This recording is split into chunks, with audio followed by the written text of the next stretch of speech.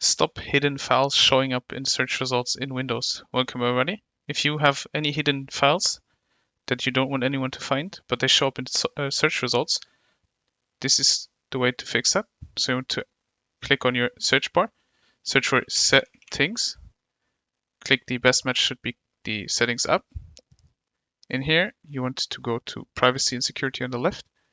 Now you want to scroll down until you see searching Windows, search indexing for fast results, find my files, folder excluded from search.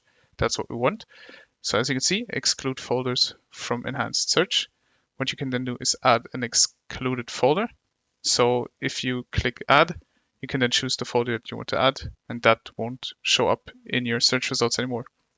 If you want it to show up, you click the three dots next to it and then hit remove, and that folder will be shown in the search results.